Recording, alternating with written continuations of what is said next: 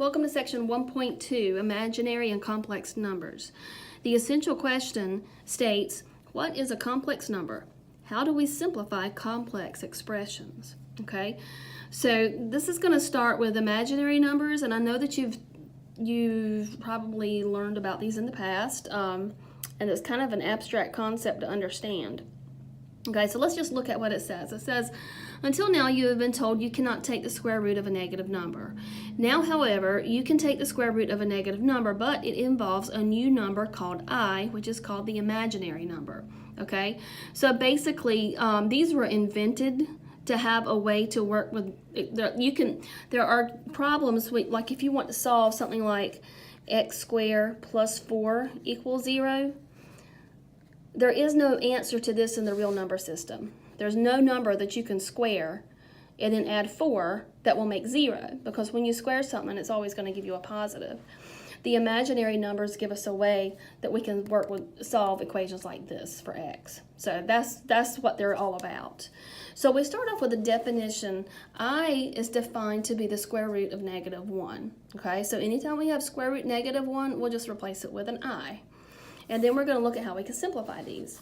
So here, the square root of negative 25, well, we can think of that as the square root of negative 1 times 25. And we can also say that that's the square root of negative 1 times the square root of 25. Because when you've got two numbers inside a radical, you can break, if they're being multiplied like this, they can be broken apart as square root of something times square root of something. By doing this, the square root of negative 1, we replace that with I. And we know the square root of 25 is 5. Okay, so I times 5, but we would typically write that as 5I for our answer. Okay.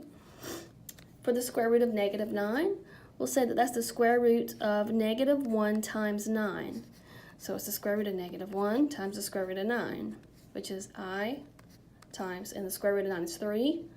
So we would say our answer is 3I. Okay. Square root of negative 40. Okay. Well, 40 is not a perfect square. So we know that we're going to be able to break it apart, square root of negative 1 times the square root of 40. But then we have to do a little more work to simplify the square root of 40. Okay, I know square root of negative 1, I can replace that with my I. But then I've got to simplify square root of 40. So we need to do a factor tree on 40. That can be broken down 2 times 20, 2 times 10, and 10 would be 2 times 5. So that's 2 times 2 times 2 times 5. This is a square root, so the index is 2, so that means you need to have a number appearing 2 times in order to take it out of the radical. And we see we've got a pair of 2's that can come out. So 2 comes out, and we'll have 2 times I times the square root, and the 2 times 5 stays inside. So we can say it's 2I square root 10. And that's the way we'll leave our answer. 2I square root 10. And then our last example, this is the square root of negative 1 times the square root of 125x squared. Okay, the square root of negative 1 is I. The 125, what can I do with 125? Let's do a factor tree. Okay, that's going to be 5 times 25, and 25 is 5 times 5. Okay, so we can say it's the square root of 5 times 5 times 5, and then x squared, so x times x. So we have I square root. Okay, remember, if you don't see an index, you know it's a 2 square root. So if you have a number appear 2 times, any factor that appears 2 times can come out. So we'll circle the pair of 5's, and we have a pair of x's we can circle. So we can pull that out. The 5 can come out, and now I'm out of space. Let me rewrite that, sorry. So 5 can come out with the I, and x can come out with the I.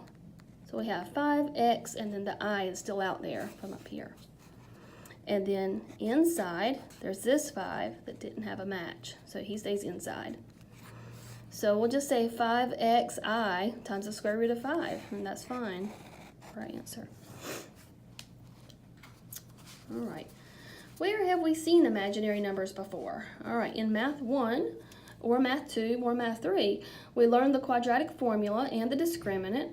The discriminant b squared minus 4ac determines the number of solutions and the type of solutions we will have with a quadratic equation. So it's been a while since you've seen this, but if you have a quadratic equation and the discriminant, in other words, so it goes back to the quadratic formula, okay? So if you don't remember the quadratic formula, here it is. Negative b plus or minus the square root, b squared minus 4ac all over 2a. If inside the square root, the b squared minus 4ac, if that's positive, then that means that you're going to have two real answers that touch, so it's going to be the two places where your graph touches the x-axis will be your two answers. You would have two real answers. If your discriminant is negative, that means you're going to have I in your answer because you're taking the square root of a negative number. It also means that your answers are imaginary numbers and they're not going to touch the x-axis. And then the final situation is if the inside of your square root, your discriminant is 0, then this piece cancels out and you're just left with negative b over 2a, and that just gives you one real answer. So you would have a situation like this where it just touches the x-axis in one place. So that's where you've seen it before, although you may not remember, but that's okay. All right, how can we simplify powers of I? To simplify I to any power, try to get the exponent to an even power by removing an I if the exponent is odd, and then reverse the power to a power rule by dividing by 2. Simplify using properties of algebra. Now, okay, so before you do this, need a little refresher. If you recall, when you have let's say if you have x squared and you raise that to the third power, rules for exponents tell us we keep the base and we multiply the exponents. 2 times 3 is 6. We're going to be using this but going backwards. Also, if you have, let's say you've got m squared times m to the first, m squared times m to the first, you can keep that base and add your exponents, m to the third power. So that's kind of what we're using to do these as well. So here, the idea is that we want to get this into, we know that I is equal to the square root of negative 1, okay? If we square this, I square, if you square a square root, if you recall, they cancel each other out and the inside just turns out to be the answer. Anytime you square a square root, they cancel each other out. So if I square this, my answer is negative 1. And then I to the third power would be I squared times I, which is negative I. I'll go through this more in class, how I'm getting these values, because it's kind of hard to squeeze it in here. And then I to the fourth is going to be the same thing as, let's see, I to the fourth, I can't quite get it in here. I to the fourth is going to be I squared times I squared. So negative 1 times negative 1 will be positive 1. So we're going to use this to sort of help us out. Okay. So when I do I to the 17th, it said the directions, it said if it's an odd exponent, we're going to write it as I to the 16th times I first. Okay.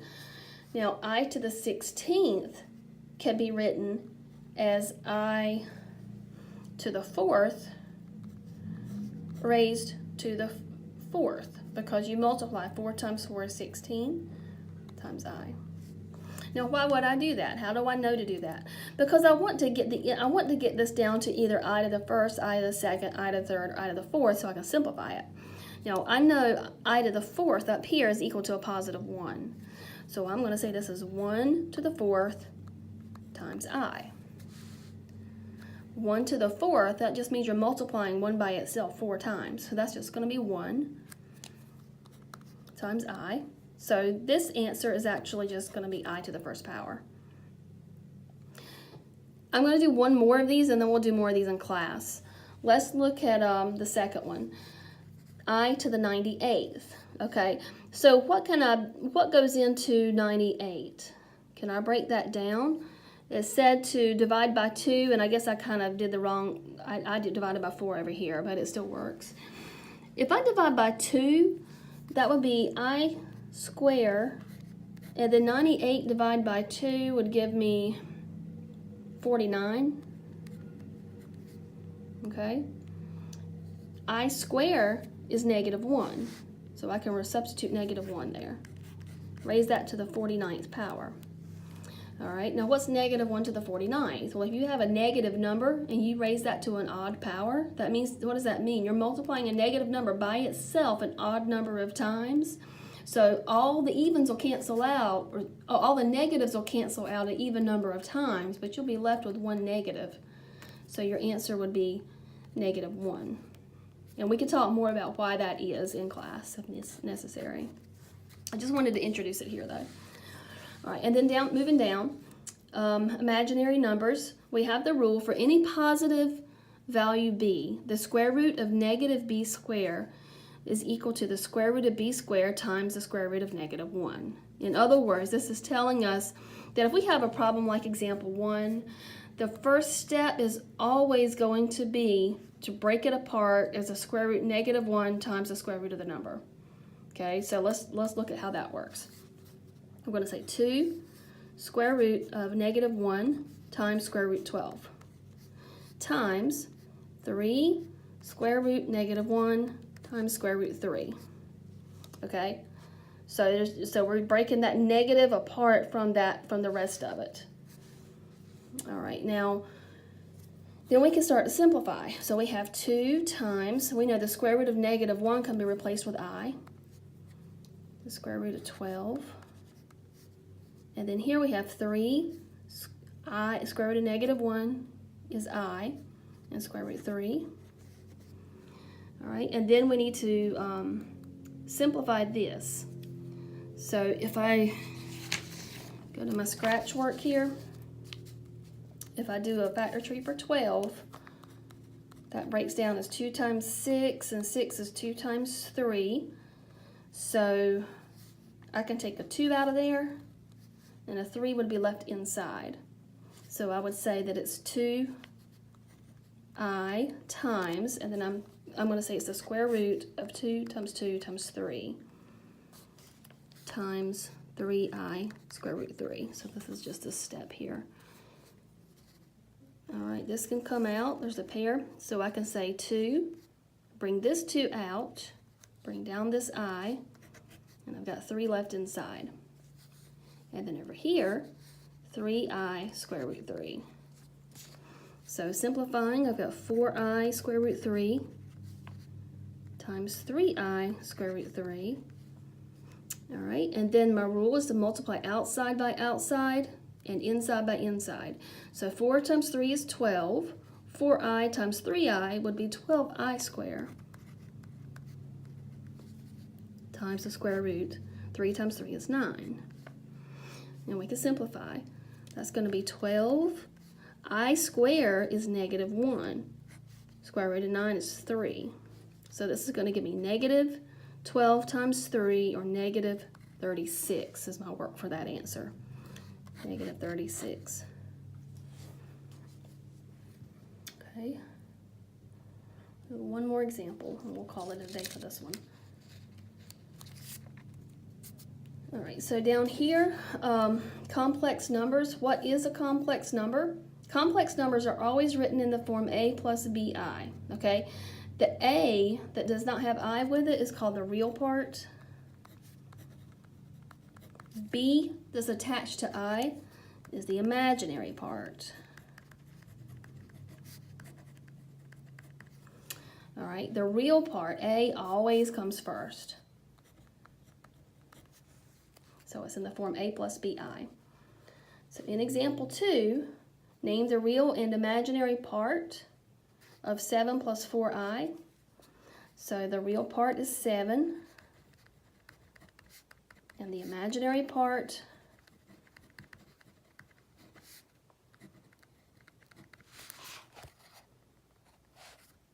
is the 4. And we don't put the I on it. It's just the number that's in front of the I is 4.